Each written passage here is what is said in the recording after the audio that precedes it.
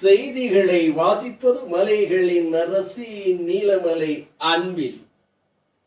நீலகிரி மாவட்டம் உதகை ஊட்டி பகுதியில் ஆட்டோ ஓட்டுவதற்கு எல்லை கோடுகள் அமைத்து இதுவரைதான் ஆட்டோக்கள் ஓட்ட வேண்டும் என்று காவல்துறை போக்குவரத்து துறை விதிகளை விதித்திருக்கிறது என்றும், அப்படி அதற்கு மீறி செல்லுகின்ற ஆட்டோ சிறைபிடிக்கப்படும், அதற்கு ஃபைன் விதிக்கப்படும் என்ற நிலை இருக்கிறது என்றும், இதனால் ஆட்டோக்காரர்கள் பாதிக்கிறார்கள், வாழ்வாதாரம் பாதிக்கிறது, ஆட்டோ ஓட்டுநர் குடும்பம் பாதிக்கிறது என்று சொல்லி ஆட்டோ ஓட்டுநர்கள் அவர்கள் தலைமையில் உதகை பேருந்து நிலையம் அருகிலே ஒத்தக்கல் மண்டபம் அருகிலே ஒரு கூட்டங்களை போட்டு அவர்களுக்குள் விவாதித்து ஆலோசனை பெற்று அதன் பிறகு ஆட்டோக்கள் ஓடாது என்று அறிவித்தார்கள்.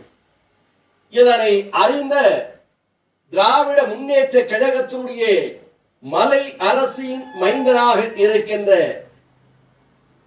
பண்பின் இலக்கணம் பாமு முபாரக் அவர்கள் மாவட்ட கழக செயலாளர் ஆட்டோ ஓட்டுநர்கள் சென்று சந்தித்து தங்களுடைய நிலைமைகளையும் தங்களுடைய கோரிக்கையையும் எடுத்து சொல்லி, ஆட்டோக்கள் ஓடினால்தான் எங்களது பிழைப்பு, வாழ்க்கை, குடும்பம் நடத்த முடியும் என்றும், இதை போக்குவரத்து காவல்துறை அடிக்கடி எங்களுக்கு தொல்லை தருவதால் எங்களது குடும்பம் பட்டினியால் வாழுகின்ற நிலைமை ஏற்படுகிறது, சிரமத்திற்கு உள்ளாகிறது.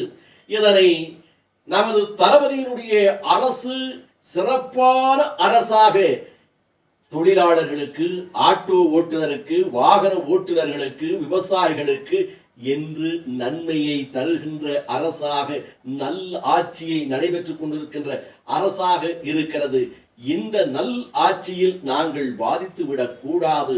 நீலகிரி மாவட்ட திராவிட முன்னேற்ற கழகத்துடைய மாவட்ட கழக செயலாளராக இருக்கின்ற பண்பின் இலக்கணம் பாமு முபாரக் அவர்கள் இதற்கு ஒரு வழிவகை செய்ய வேண்டும். எங்களுக்கு நல்லதோர் வாழ்க்கை, நல்லதோர் தீர்ப்பை நீங்கள் பெற்றுத்தர வேண்டும். நாங்கள் எந்த விதமான தொந்தரவும் இல்லாமல், சிரமமும் இல்லாமல் நியாயமான முறையில் ஆட்டோ ஓட்டி வாழ்வதற்கு வழிவகை செய்ய வேண்டும் என்று நீலகிரி மாவட்ட செயலாளர் பண்பின் இலக்கணம் பாமு முபாரக் அவர்களை திராவிட முன்னேற்ற கழகத்தினுடைய அலுவலகத்தில் சென்று சந்தித்து அனைத்து ஆட்டோக்காரர்களும் பேச்சுவார்த்தை நடத்தி அவரிடம் கோரிக்கை மனுக்களை தந்ததாக நமது சிறப்பு செய்தியாளர் எஸ்.ஜே. நிக்கோலஸ் அவர்கள் உதகை பகுதியிலே இருந்து இதனை தெரிவித்திருக்கிறார். இத்தோடு நகர்வலம் நிறைவு பெறுகிறது. வணக்கம்.